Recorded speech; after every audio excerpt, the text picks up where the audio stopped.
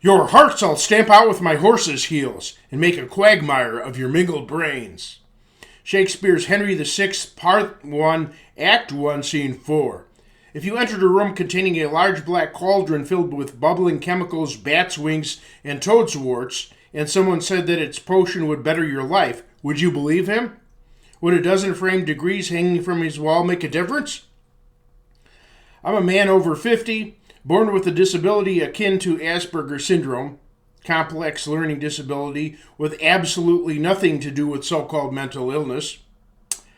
And years ago, nobody knew anything about that. Additionally, my grandmother had mental troubles and my father taught in a psychiatric institution.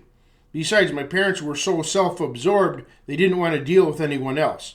All this culminated in having psychiatry rammed down my throat for years. Good news! I am now specially qualified to explain these fields. While mental health treatment is deified as a universal godsend, it makes many people's lives a nightmare. Now, human brains trump an automobile's complexity the way automobiles trump a mousetrap's complexity. Merely removing obvious brain tumors requires the skill of people with extremely high intelligence. However, psychiatrists and psychologists claim expertise in unfathomable intricacies of brain functioning. Even regular doctors misdiagnose patients, operate on wrong body parts, and contribute to patients getting sick or dying in hospitals. If regular doctors attempting to apply an exact science occasionally make gross mistakes, how frequently might psychologists and psychiatrists who apply fluctuating theories make gross mistakes? Constantly! And since these disciplines require subjectivity, psychiatrists and psychologists can incorporate unscrupulous practices unhindered. Suspicious foundation. Although psychology, simple study of human behavior, is ancient, modern psychology wasn't fully established until around 1800. Psychology became intertwined with psychiatry by around 1900.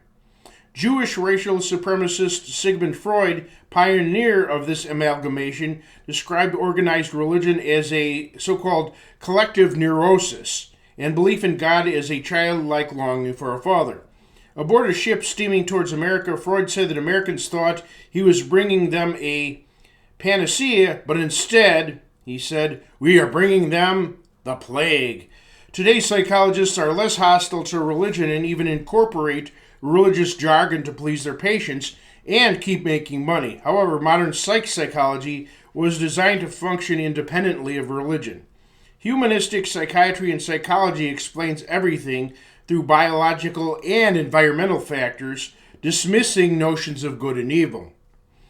While many Christian believers now allow elements of humanistic psychology to replace traditional theology, the psych establishment rarely makes concessions. Rather, the core essential element of psychiatry and modern psychology is judging people, opposing Jesus' judge not lest ye be judged, Matthew 7, 1-5.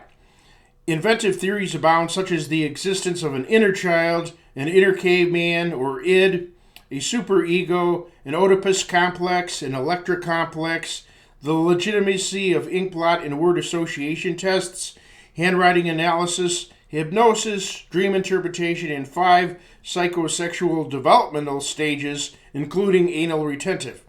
None of this has been proven, yet these theories continue to dominate modern thought. Besides, psychiatry's inherent objective of detecting abnormality instead of the normal warps one's view of others. Caught in the jaws of the psych machine.